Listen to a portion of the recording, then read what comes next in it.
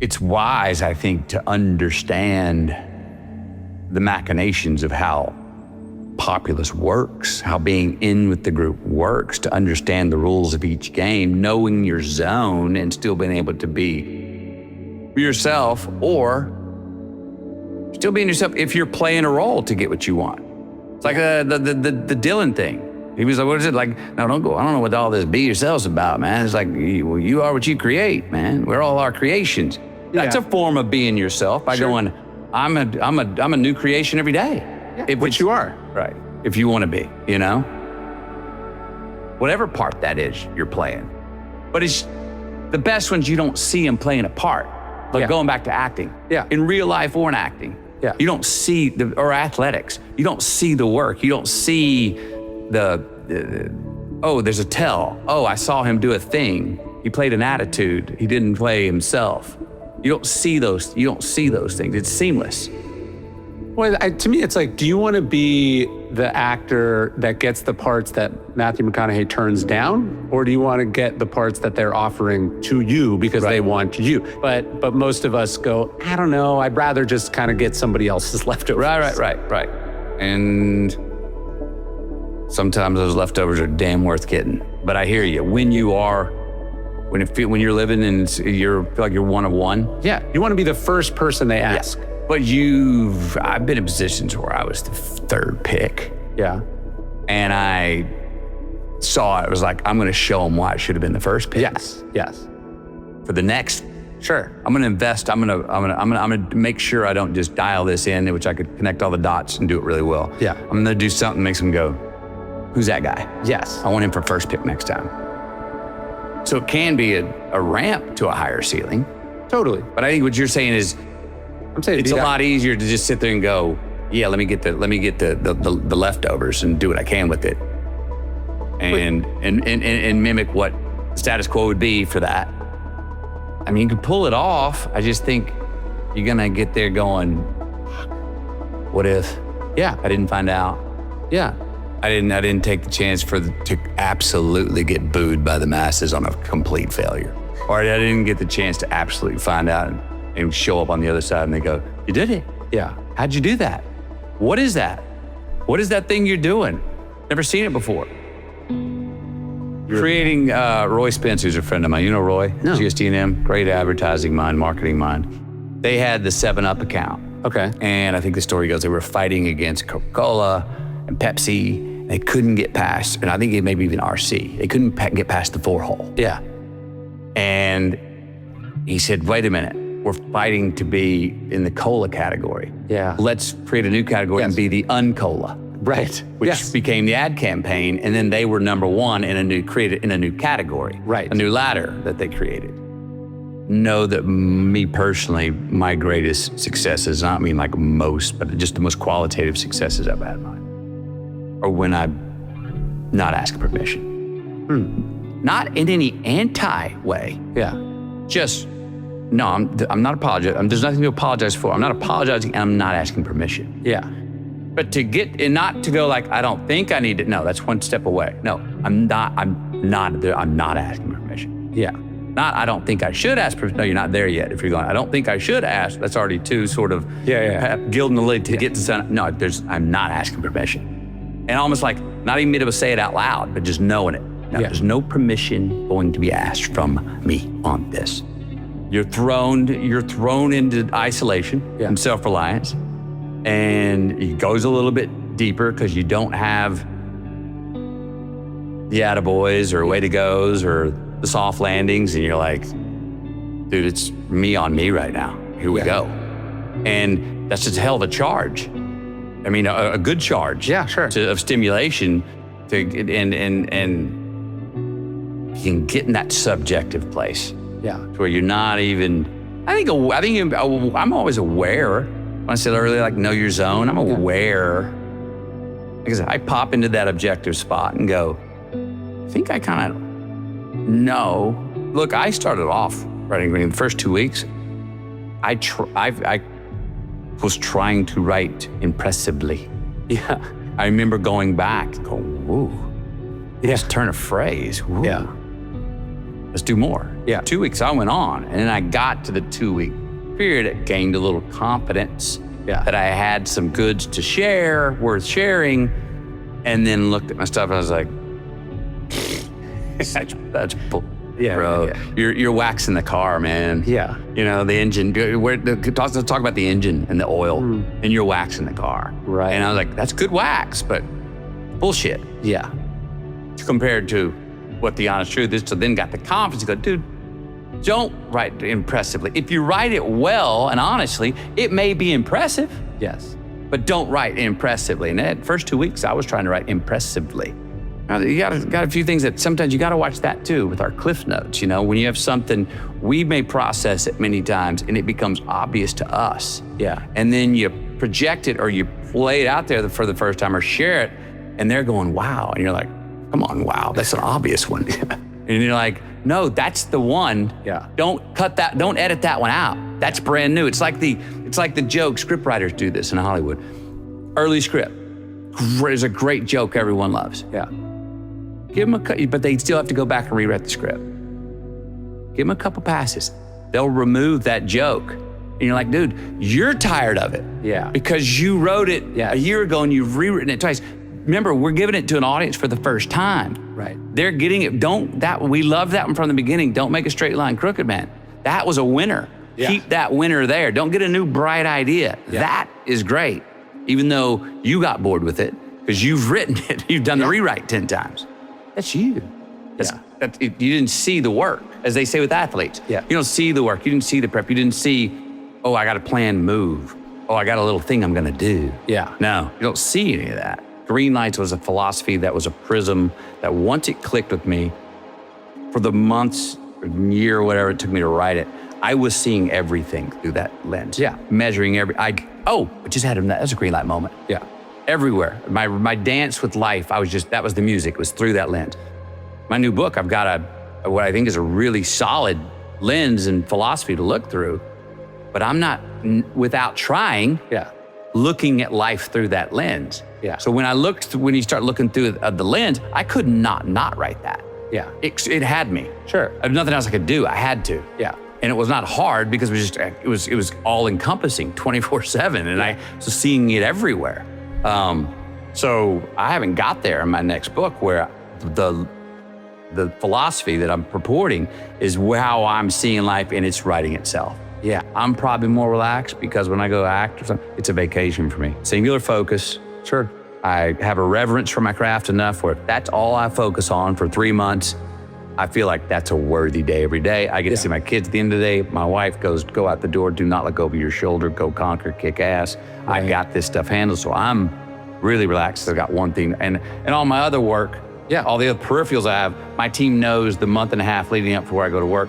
Let's get those off the table. Let's anticipate. So I'm getting 3 emails a day. Yeah. I know if I'm going to give a speech or something, there's some speeches everywhere I'm like, dude, don't change a word of that. Yeah. Don't go off script. Yeah. Yeah, but you're going to be reading instead of going engaging. Yeah. And I have times where I'm like, I don't care. And then when it's printed, I want it to be exactly what is said here. So maybe I won't be the best performing orator, but what will live on after will be exactly what I meant to say.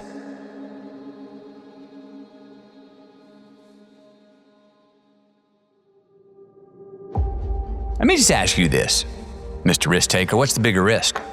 Carrying on, like you're going, and it's going well, or taking the deeper dive?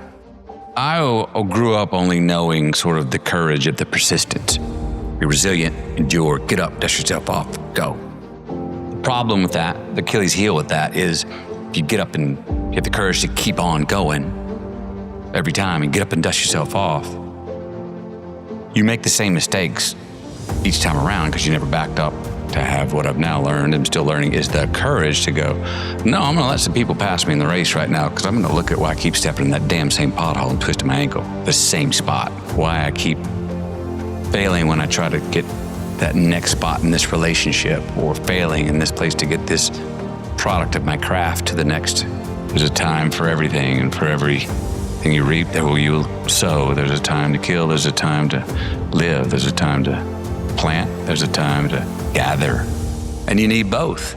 You know, I sit here with a life where I have the luxury to ask myself and ask others, no, make a sacrifice today. Sacrifice something today for more freedom tomorrow. Sacrifice something today for a possible healthier future for your kids. I understand that's a luxurious position. I'm not going to apologize that I'm in it, but I understand to someone in misery, they're going, it's a privilege, man. I'm trying to put food on the table right now. I'm paying my rent tonight. You want to talk to me about investing in my future? I'm trying to feed the family tonight. I'm not thinking past that. I can't think past that. Well, if you don't have the hope or believe in something, you're definitely going to remain where you are. And if you have hope and faith in something, I'm not saying it's 100% get out of jail. You're going to absolutely get out, but you got the best chance to. And what if there is nothing there, man? What if there's nothing to hope for? What if there's no next? I don't know. But either way, not having any hope or faith in anything is a certain way to remain where you are. But if you can find something that no matter how small, to look forward to and continually have faith in and chase, well, then your life here is going to be better now. If you're going to do it, do it. Say what you can do. Do what you say. If you can't do it, don't say you can do it. Don't over-leverage yourself. Don't over-leverage a decision and then jump in and kind of dip a toe. I think I'll try it out. No, think if you're going to try it out beforehand, but when it's time to go, dive. Finish it. Find out. Come out the other side. Don't leave it and go, if I just would have. That keeps me up at night. I think it keeps a lot of us up at night. When you half-ass something and you just don't know whether you failed or succeeded, got what you want or didn't get what you want, finding out and looking in the mirror and going, I didn't half-ass it. I went all the way. I found out, and that ain't for me. Or I found out, and you damn right that is for me. That's a great place to get to. I think part of the challenges in life is a lot of us are running around half-assing ourselves, half-fooling ourselves, not full of ourselves, not studying ourselves enough, not holding ourselves to task enough, not patting our own self on the back when we do get what we want enough, not cracking our own whip on our backside when we do get out of line even though we knew better. I wish we were more full of ourselves that way. Someone said this to me before. Matthew, you're so full of yourself. And without thinking, I was like, well, who else am I supposed to be full of? That's a good line. And I stopped after. I was like, that's exactly what I meant. And I went and wrote that down. I wish more people were more full of themselves. I think we should take some time to be able to look in the mirror and own that thing that we pulled off and go, good job. That's what you wanted. That's what you got. At the same time, be able to, as we do more often, look in the mirror when we fail and go, bogey, you did not pull that off. Give others and yourself more credit. Happiness, you can't guarantee it, but there is a science to satisfaction. There, you can look at habits that engineered less pain in your life, maybe more pleasure, but at least less pain. And that's a win. So much easier to be supportive and gentle of other people than of ourselves.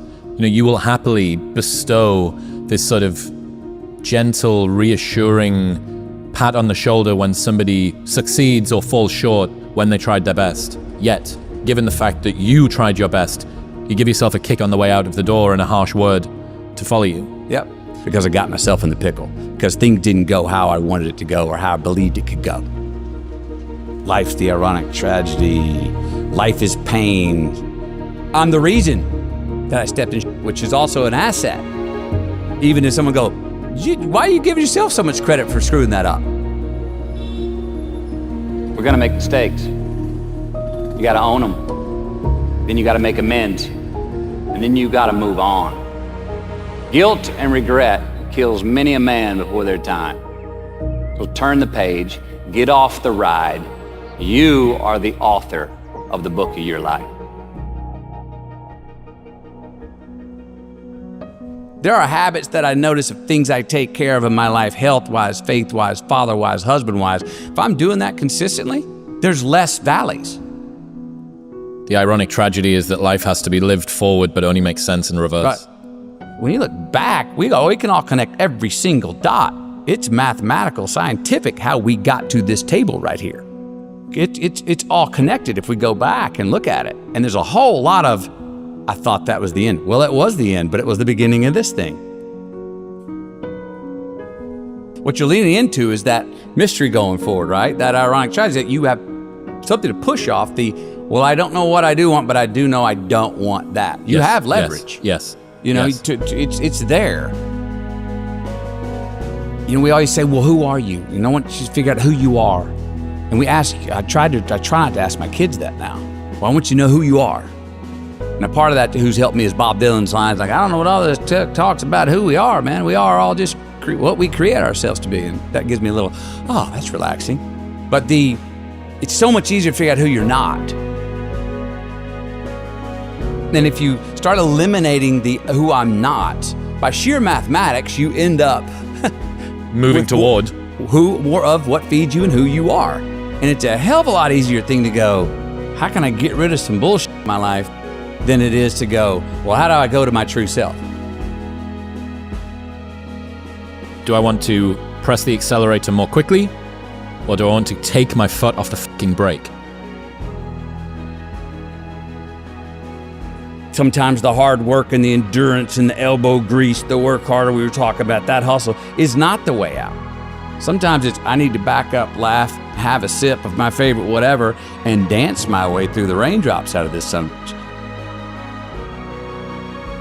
And even looking at the things that are bad and going, oh, thank you.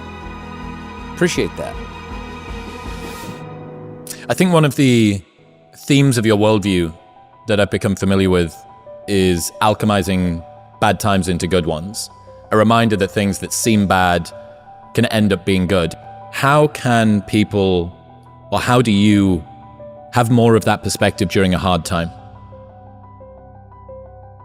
I probably start off intellectualizing something that I know I probably should believe in but don't believe in it, and convince myself, even to an extent to trick myself, that, you know, to sit here and go, well, you just tell yourself, this too shall pass. Okay, great. Well, what the hell's that mean? Even if it's true. In the moment, you're like, what are you talking about, man? I'm in the debit section. I'm in a warning section. This sucks. I think that how much I'm conscious of it or not, my undeniable optimism and faith that this isn't all it is. And if it is, oh, so what? That's okay. Well, then really, so what? You know what I mean? What's the big deal? It minimizes, I seem to have a tendency not to make a bigger deal out of things that other people make a bigger deal of. Dramas. I don't like to create false drama. When it comes and it's hard, I am affected. I get the blues, I get sad, I get mad. I'm a shit to be around. I can't get to sleep. I got demons in my own head trying to work the riddle out. Why did this happen? That's the other thing that's tough for me, is I think that any bad thing that happens to me, my initial reaction is, well, what'd you do wrong to lead to this? Heard a quote recently that said, every man knows reflection and introspection when he's at his lowest. Bad times, you can't do anything other than wallow in retrospective assessment. Yeah. But one of my favorite things I've learned from you is when things are going well, given that that's presumably what you want to have more of, maybe worth deconstructing that. Yes. Can I try and bottle some science here to why things are going well? And I did find consistencies. You were appreciating more. You were pointing out beautiful things and not taking them for granted. And so I found a list of things. I'm like, and when I get off track, I try to remind myself, you've been slacking on some of those. I've definitely found consistencies, and I think we all have them if we just notate them along the way, that they're not by accident. Let's cheers. Let's have a cheers on the way for all the things that will work for when we have going right. Also knowing that it's not forever, that we will have a mountain to climb here shortly. What's my best advice I need to give myself right now is listen to my own damn advice.